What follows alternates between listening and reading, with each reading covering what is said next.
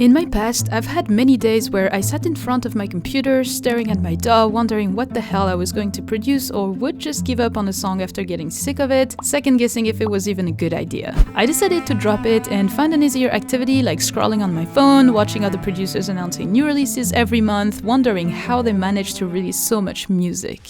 Today, I want to share with you the 4 most important tips and techniques that helped me overcome laziness, creative blocks, losing time, and finally get songs done. Let's go! Leonardo da Vinci once said, "Art is never finished, only abandoned." And while this has some truth in a way that could help all the perfectionists out there, I do believe that finishing every song you start is the only way to improve and really make progress. I know that a lot of producers out there only want to release songs that are perfect, but as Da Vinci said, perfect doesn't exist. To really improve and own a skill, it requires a lot of work and effort, and in my opinion, quantity will triumph over quality when learning something new. A professor at the University of Florida divided his film photography class into 2 groups. One group would be graded on the quantity or amount of work they produced, while the other group would be graded on the quality of their work. Which group do you think produced the best photo? You guessed it, the quantity group. During this little experiment, the group graded on quantity learned a lot with every picture they took, which resulted in a huge improvement from their first picture to the last pictures. And it goes the same with music. Stop overthinking it, just finish your song, release it, and move on to the next one. By finishing a song, you also get to practice every area of music production, and that is how you will improve in all those areas. From composing, to mixing, to mastering, and music marketing when releasing a song. Speaking about release, if you do need a music distributor to release your song, I personally recommend DistroKid, which is the one I use myself. They are for me the most flexible and cheapest out there, so if you are interested and need one, the link in my description will get you 7% off. Now I understand that sometimes you might get stuck on an idea or get into a creative block. And here is 2 tips for that issue. First, stop only writing 8 or 16 bar loops. This doesn't work to be called an idea. Develop it at least into half a song, like a breakdown or a drop, an intro, breakdown, build up, something like this, so that the next day or the next week when you come back to it, you have enough to continue develop this idea. And second, if you come up with a drop but can't come up with a breakdown, or vice versa, you have a great breakdown but can't come up with a drop, just reach out to another producer for a collab. That's personally what I did for Hold You, and look how it turned out. Finally, I would tell you to never, ever, ever start a new song before you finish the previous one, but we all know this is never gonna happen. Once you are better at finishing songs, you should then be able to start using this technique in order to release more music more consistently, like your favorite artist. The concept is simple. Finish a few songs before starting to release them or signing them to labels. For example, let's say you have 4 demos fully ready. The idea is to only start releasing them or signing them with labels once you have a catalog, like a backlog of songs ready. This way, you are basically going to build a catalog of songs for yourself. Meaning that while you are releasing those 4 songs or signing those 4 songs to labels, you are already working on new music. So once you finish releasing them, you already have other 4 or 5 songs ready to release again. That's the idea. If we continue with the example of 4 demos ready, if you release them like once a month, it means that you will have 4 months to finish another 1 or 2 songs, which is plenty of time to do that. The idea is to always be ahead of time and to never run out of songs to release. For this technique to work, you need to be good at setting yourself deadlines, which brings me to my next point. Elon Musk said, "If you give yourself 30 days to clean your home, it will take you 30 days. But if you give yourself 3 hours, it will take you 3 hours." The same applies to your goals, ambitions, and potential.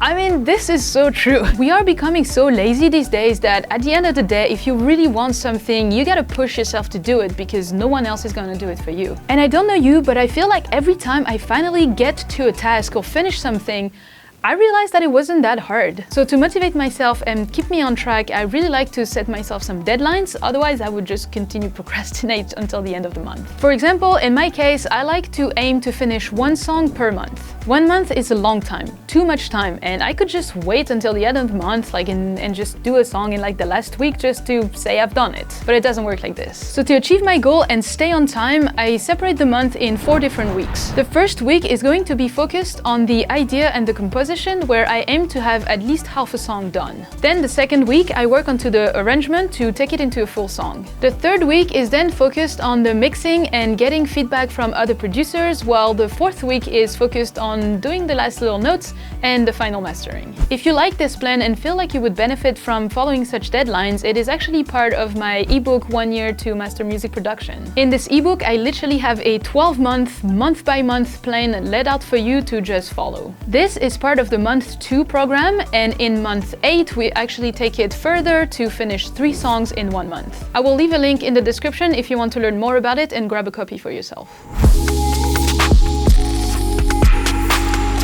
One thing us humans are really good at is losing time and procrastinate. If a task feels daunting, we will probably find 10 different excuses as to why we should do it later. That's why it is really important to make producing music as easy as possible so your workflow is bulletproof and allows you to focus when you are actually making music. As you can see here, the first thing that we get when I open my DAW is a template. Everything is literally already set up, organized in groups, some instruments are already loaded with some plugins, and I'm basically ready to go. I developed this template over the years by looking at what I was doing over and over again every time with a new song, and it really helps me save time, get straight into the creative flow, and I'm already almost inspired every time. If you don't want to spend time to develop yours and you like how mine is organized, then you can grab it for free with the link in the description. You will find one for Logic Pro and one for FL Studio. Another thing you can do is to save your presets. Let's say, for example, that you like the piano you created with the instrument you have and all the effects and the mixing that you did to it. Then in Logic Pro, you would just come here, settings, save channel strip setting as, and then you can basically just load it in like a click. So for example, if I want my dance piano, it's located here, dance piano, and I have all the effects that I did to it and the presets for my instrument. The advantage here is that you won't have to spend another 30 minutes looking for that perfect starting lead sound or that perfect mixing guitar chain that you did the other day. It literally takes one click to do so, and on another note, it will help you to define your signature sound. Talking about saving time without mentioning shortcuts would be a big mistake. Many times I've been working on a song with other producers while they were sharing their screens, and I swear it drives me insane when people are not using shortcuts. The amount of time lost is ridiculous. If you want to play your song, just hit the spacebar. Don't lose 3 seconds to bring your mouse up to the play button. Same for the melody. If you want to have it an octave higher, just use your shortcuts. Don't try and move them up all one by one. You would lose so much time. Like that, you might not realize how much it affects your workflow, but really use your shortcuts. Don't give any chances to your brain to unfocus and start thinking about what to make for dinner. Just stay in your creative flow and stay in your production session.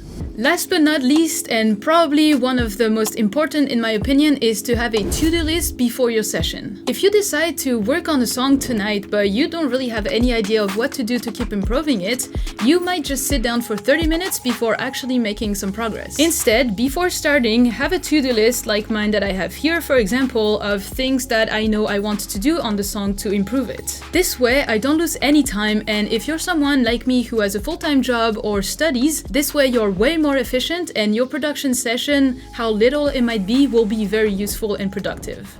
I hope you enjoyed the video to this point, but before you skip to the next video, I want to make sure that you feel inspired and ready to take action, so let's summarize everything we talked about. Give your best effort to finish every song you start so that you don't end up with an infinite amount of unfinished projects. Use the Catalogue Technique to always be ahead of time and never run out of songs to release. Then set yourself some deadlines following the plan we talked about, or adapt it a little bit so that it matches your goals and ambitions. Finally, use all the tools that are to your disposition when you're in a creative flow so that you don't lose focus and win some time and be more efficient. That's it for me today. I really hope that these tips will help you in your music journey and that you will be able to produce more music and release more consistently. Make sure to subscribe and turn on the notification bell so that you don't miss out on the upcoming videos, but in the meantime, keep learning and I'll see you in the next one.